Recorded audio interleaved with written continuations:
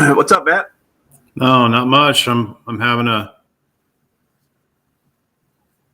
Can you hear me?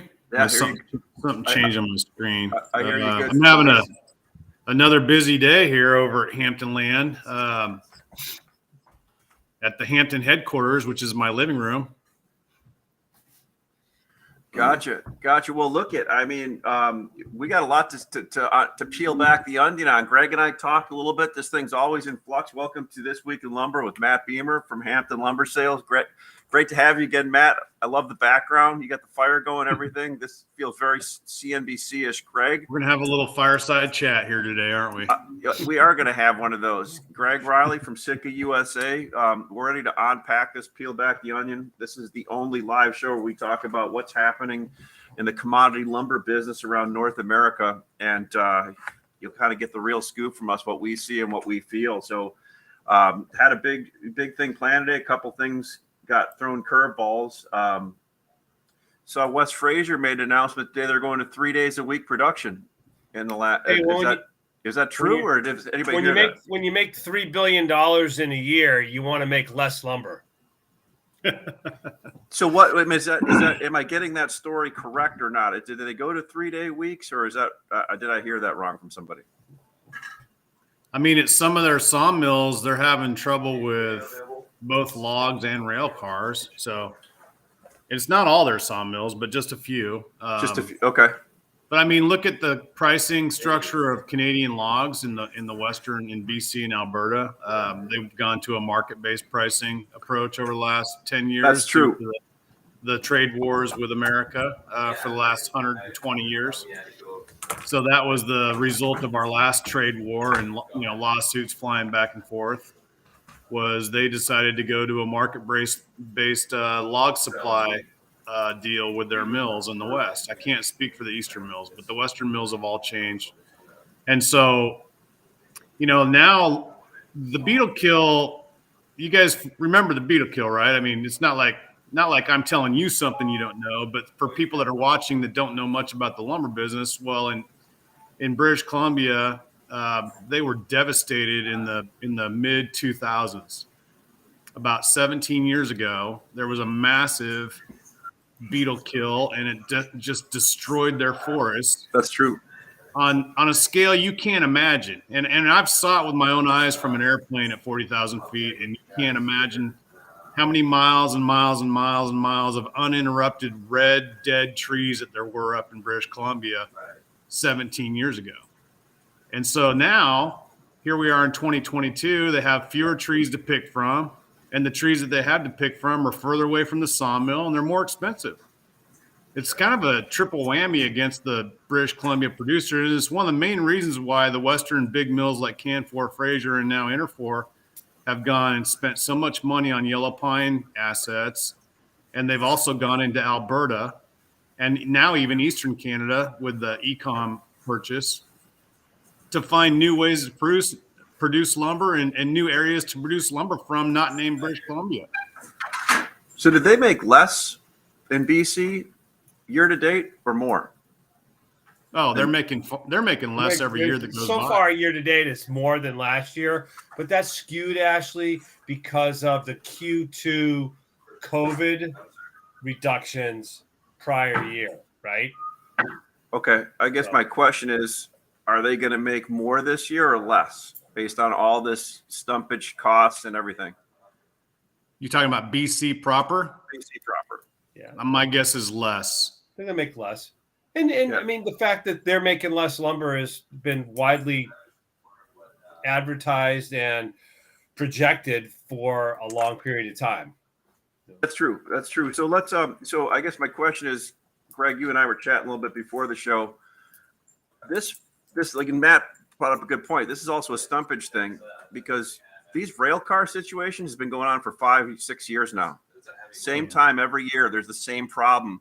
Wouldn't somebody jet over to Montreal, sit down maybe with one of the big rail companies there and say, hey guys, we have one of the best returns to our mill right now. How do we get more cars in our yard that have been a problem for 5 years?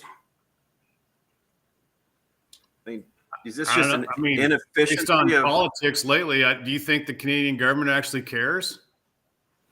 Yes, I don't know. Yeah, yeah, I don't mean, know. I'm getting the impression the Canadian government doesn't really care, to tell you the truth. Well, you know what? They care more about shaking down, a few some guys that are unhappy with their draconian COVID rules and vaccine mandates. They'd rather lock up a few independent truckers that don't want to bow to the will of the man. Or shut down their banking. That's a real good idea. I'm sure that's going to put a lot of faith in the TD banks and all the other international. I mean, banking I systems expect they that have up kind there. of stuff. I expect that from Russia and China and those places. I don't expect that from Canada. No, not at all. And it's I'm really creating very a problem, surprised right? at progressive, liberal, democratic that allows such authoritarianism to perpetuate. Yeah. To answer your question, And we're going to Ash, get canceled honestly, now, Ash. We're going to I get don't think canceled. that the railroads care about the lumber business, for that matter. Hey, can we talk about housing starts? Yeah, so that was the first thing I had that I wanted to talk about was housing, right? And but this other thing came up today, which caused if you're not limit down, what do they say? What's the new term? If you're in not lumber? limit down, you're limit up. Yeah, if you're not limit down, you're limit up. I mean, I don't know how the speculator trades lumber futures. I mean, there's no such thing as a small odd lot speculator anymore, unless he'd be better off just going to Vegas and just walking by the roulette wheel, throwing it, right? Well, that's the best bet in Vegas. It's in the rule there is it's a 50. It's skewed a little bit, but if you win at the roulette table, you walk away, and if you lose at the roulette table on the first roll, you walk away. Exactly. Roulette's the game that you play if you want to drink for free all night. No, that's war. So let's talk about housing.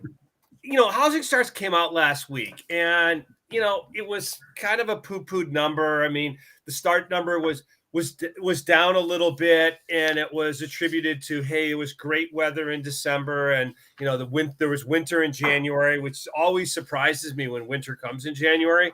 But it's still a good number. 1.638 annualized. Permit number is 1.885. Here's when I dig in the numbers, the two things that I keep coming up with is here's another month where the authorized but not started went up again. So we currently are up 37.3% from last year, authorized, not started. We got permits pulled, but we haven't started that business. Really positive, pent up demand for product. Then I go to housing completions, and I don't know if you can see this graph. Up a little. There you go. Yeah. So that bottom line, so the top line is permits, the middle line is starts, and the bottom line is completions. The thing that strikes me is completions are pretty steady at, last month they were 1.286. And so we have this big disconnect where there's all these starts and all these permits, but the completion rate is staying pretty static, which I guess is driven by the fact that there's only so much land, there's only so much labor, product to complete that level. So it tells me that at some point, completions are going to continue to click along and at that level, and starts and permits are going to have to fall dramatically because I was we going to have ask this big pent up. We don't need more permits because we got this big pent up number, and we don't need more starts because, that's right, cycle time has gone from 100 days to 250 days, and we've got all these units that are under construction. So, Greg, to unpack the cycle time again, it's gone from 100 days to over 200 days. it's a big generalization, but I mean, big builders, the focus for a lot of years was how do we reduce the number of days from signing a contract to build a house or starting a house till we close on it. And, Ash, we were working with some big builders on a consulting. We were doing value, they were doing value engineering, and there was this big focus on cycle time. That has gotten blown out of the water right now. And, so I just I don't need West Fraser to make any more lumber. I do need someone to make more OSB, more trusses, more fiber cement, more windows and doors, more windows, more doors, long legs, finger joints. We don't need more commodity lumber production. We need more of everything else. And until we get that, starts and permits don't mean that much to me right now. James Zerker was saying, agree, Greg. I believe cash flow will become an issue with the extended cycle times. Yeah, big national publicly traded builders, not so much. I mean, I think cash flow is an issue with small and medium size lumber yards, if there are any left, because when it's $150,000 for a car and $40,000 trucks, hard to accumulate much inventory. Well, and it's a good way too. If you have it and you got some extra you want to sell, you can come to mxlumber.com and turn that into cash really quickly instead of waiting for that cycle time. I mean, can I throw that underhand any softer? Yeah, no doubt. Matt, what's your thought on this? I was still thinking about the whole futures. I was reading the comments on the right here in this limit up, limit down thing. I heard a really interesting story yesterday about why, one of the reasons why this has occurred and why we're seeing these, 19 out of 24 days in a row, either up limit or down limit. Do you want to talk about that? I mean, it was just something kind of fascinating. I heard a little tidbit from a guy that would probably know.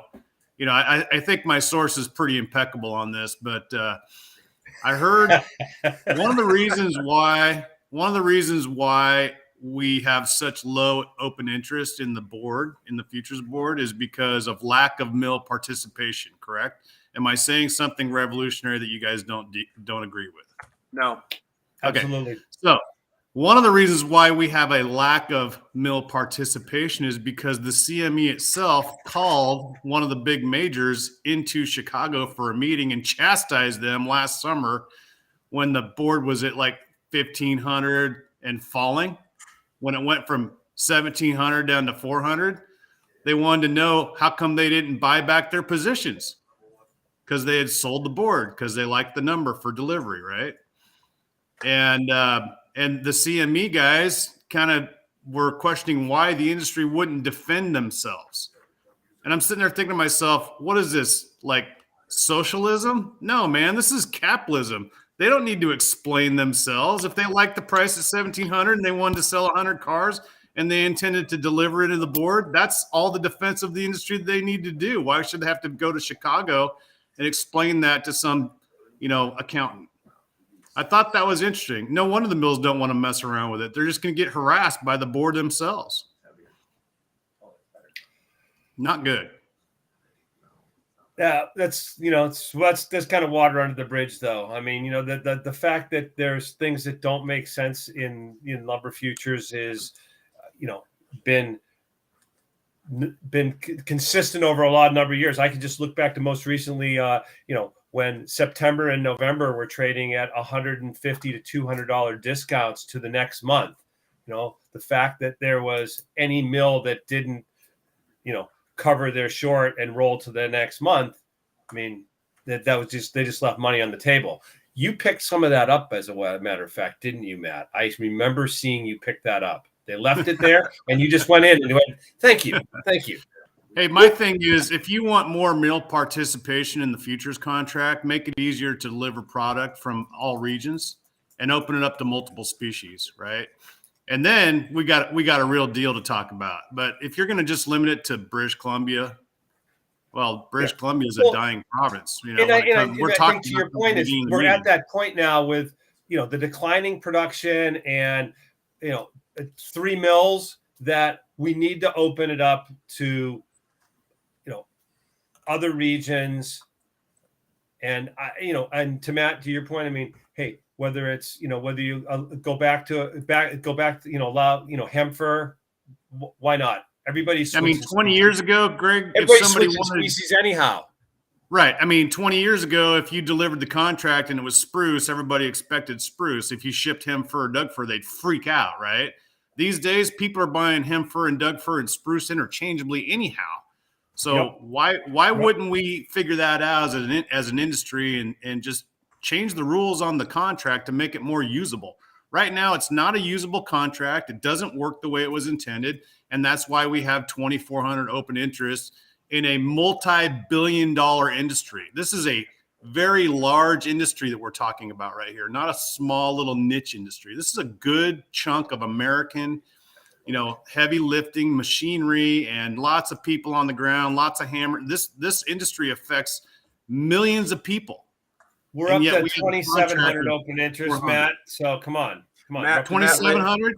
Matt Lehman had a good point. Say make it cash settled. I think a lot of people want a cash settled contract at this point, right? Fine with me. I mean, but who knows? That's just my guess. Go ahead, Greg. But cash settled on what? I mean, if you're still just talking about BC Western spruce, it's too small. It's too small a pie now, right? Well, you'd have to make a Southern Yellow Pine contract, and maybe that would be a separate truck contract. Yeah, and then they're making the limits bigger too. So we have a daily limit that's 30 and now 45 on a second or third day, right? On a continuation. And it's going to go to like 57 here shortly. You guys saw that announcement? Yeah. I've seen some of them come out, but I don't trade it, so I didn't. We're going to like a $57 twice limit a year based on the, like as a percentage of the average price that traded the prior, X amount of time. There's a formula, but it's to account for, whether it's a different limit when the market averages $300 or $400 than you do when it's $1,300 or $1,400 percentages. Yeah, right on. So Matt, you're busy. I mean, I am. Are you able to buy everything you want to buy? No. I was able to buy. I was able to buy everything I wanted to buy 3 weeks ago, but I can't now. And I also expected this week to be a little bit slower and guys to sort of take a breath and, pause a little bit because these prices have gone up, quite a bit. And the lead times keep going out further and further. We're selling lumber into early April now in some cases, but it's not uncommon to quote somebody week of 321 or 328 ship time right now. That's quick ship right now. That's quick ship. People are buying it, right? People are buying it. So we have long lead times and we have expensive prices, and those two things generally lead to slower business, but it's not happening at my desk yet. So I'm kind of curious how much more, fuel there is under this fire. It's a smoldering fire for sure. It's a lot interesting. It's interesting, Matt, because we had a handful of users say, hey, and they've supported us a lot, buyers. And they're like, hey, we may be slowing down a little bit because we think we've bought enough. And all of a sudden they didn't slow down at all buying. It's like, hey, when the price is going up, it doesn't matter how much lumber you own. You do not own enough. It does not matter. No matter how much. It doesn't even matter if you own it. It's a matter of, can you move it? Can you ship it?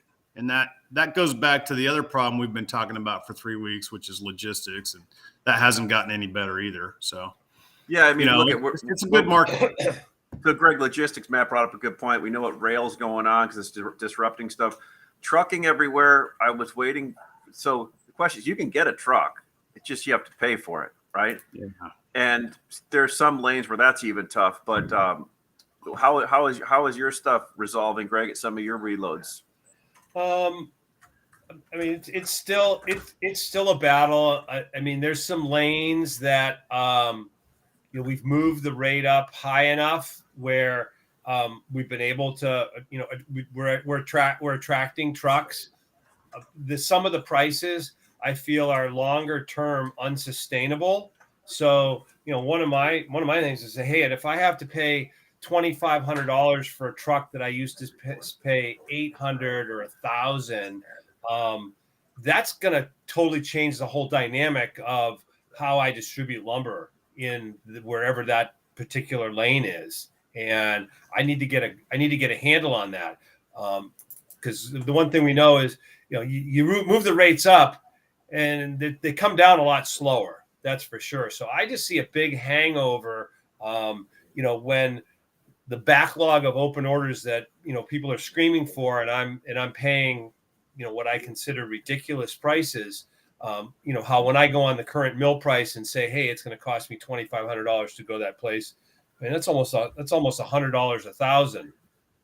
And yeah, well, here's the crazy thing too, is I think you and I have had this conversation.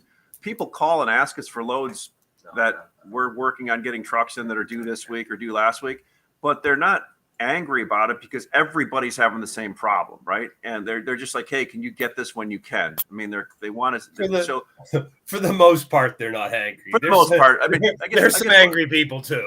Yeah, well, I guess what I'm saying is, from what I was normally used to, when it was just my fault back in the day from not shipping something, it seems everybody's having a problem, right? And people are more willing to work with people on it. They may be concerned, but it's something I've seen different.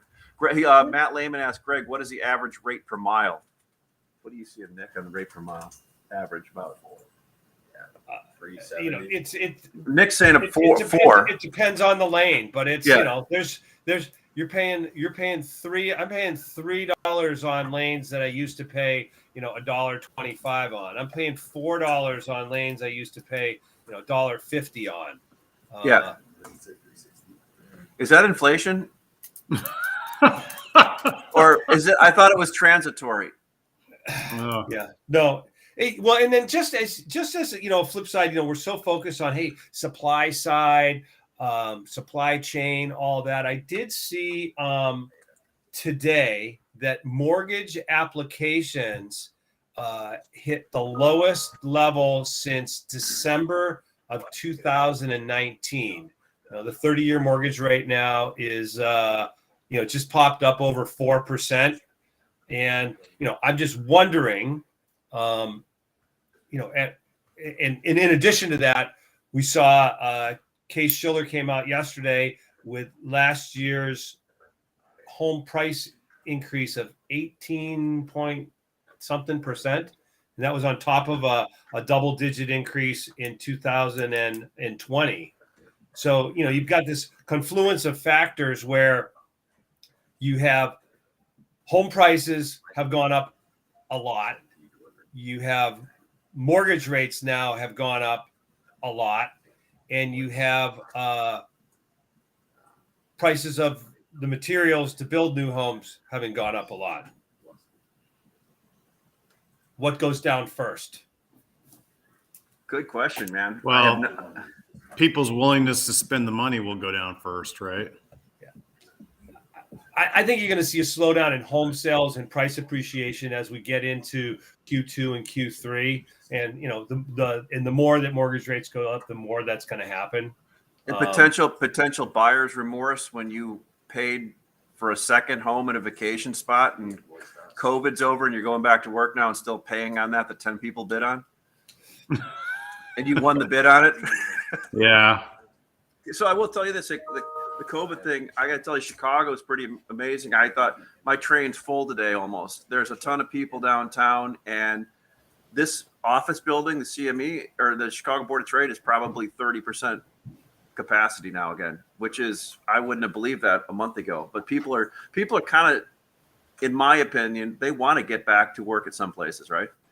I mean, you called it about 6 weeks ago. You started talking about the endemic instead of the pandemic. So I think you were right. I think you saw what was happening and judged it correctly. And here we are. We're like in the 9th inning of this thing. And there's a couple of hardcore places like Portland, for example, that are going to want to wear the mask forever. But it seems like 90% of America has dropped their mask mandates or their. Yeah. What do we actually Monday's it?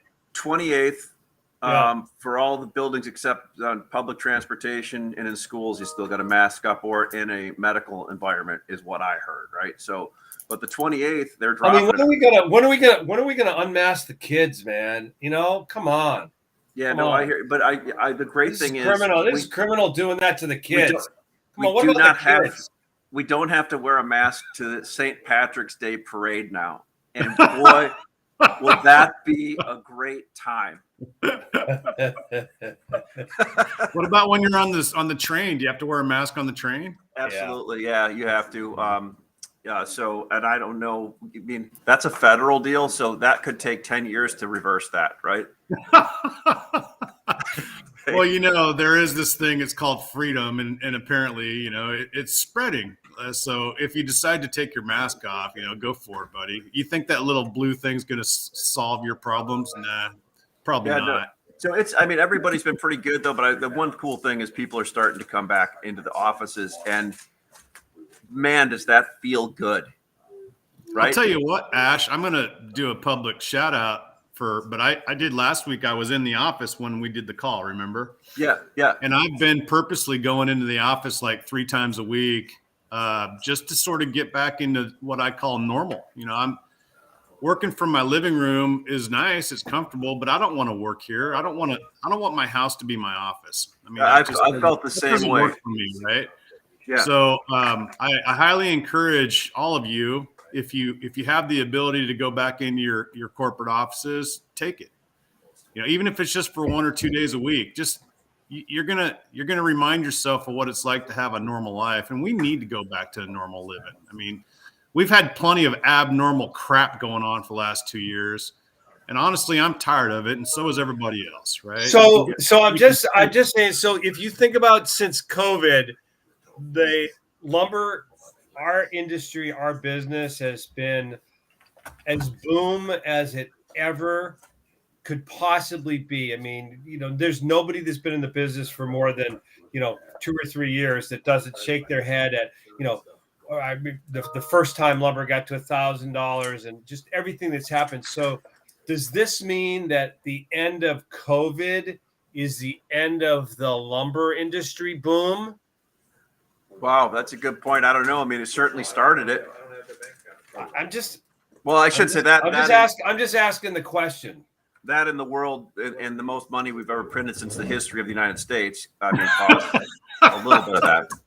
Might have Yeah, something to do with there's it. probably still some more money got to run out. You're right. Yeah. I mean, you're the one that always said the world is sloshing around and still dealing with all that money that it was printed, right? And there's no doubt about that. But you bring up a great question. Although I did see Depot's earnings were pretty good yesterday again, right? I mean, right. And then they forecasted a slowdown and the rest of the year, which, I mean, think about it. I just, who's left to do any home improvement that hasn't been done in the last 18 months? I need to. The tiles going to do something has done something. And in addition to that, if you know COVID smovid, then what's everybody going to do this year? I mean, if you haven't gone out and traveled someplace, you're probably going on vacation. I'm going to remodel. I'm going to remodel my desk at work in the office. Is what I'm going to do. I'm going to go add on to my drum set in my other office. No, but real quick, just to add to that. So in our business, and people can argue with me this fact. We have some younger people that are working with me, and when they're working at home, I can't hear what they're saying. We had a claim the other day. Truck came in, didn't have a tarp on it, and I literally walked around the desk, called the person with the kid sitting there, and he's like, "That was great." You know, I wouldn't have been able to do that over the phone with somebody listening to it. Avoided a claim, any problem with that, but it's because human beings were sitting next to human beings. And in any environment like this, Matt, Greg, you all know it. You can sit at home and there are certain jobs that work fine at that. But if you're in an environment like this, you need to listen to what everybody's saying around you. And it's much different than sitting in a cave somewhere doing it and trying to do it via Teams, IM, SMS, all that stuff, right? For sure. Yeah, that's I my think that's we my just, public public we're announcement. social animals too, and we want to be around other people, and that's our nature, right? So I agree with that's you, our Matt. nature. Everybody should get back into the office at least 2 or 3 days a week. Support your office, support all the businesses around your office, and let's get this country working again. I agree, man. Let's go. Yeah. All right. Well, hey, Bud, is that Buddy? Here's You're back? Buddy. What's up, Buddy? Buddy's just chilling. That's awesome. I mean, Buddy can't Like come a snake in the office grass. now. Buddy can't come in the office. Buddy's got to stay here. That's Oh, boy. awesome. All right. Well, listen, guys, this was great. 38 minutes. I appreciate Thank it. We vented some stuff. Again, all of these things we talk about are just things that we hear. Doesn't mean they're necessarily the truth or anything. Go out and find that for yourself. We're not suggesting anything or making any predictions or telling people to do anything. Is that a good public announcement? There you go. All right, guys. Thanks, Everybody. guys. All right, bye. Take care. Bye.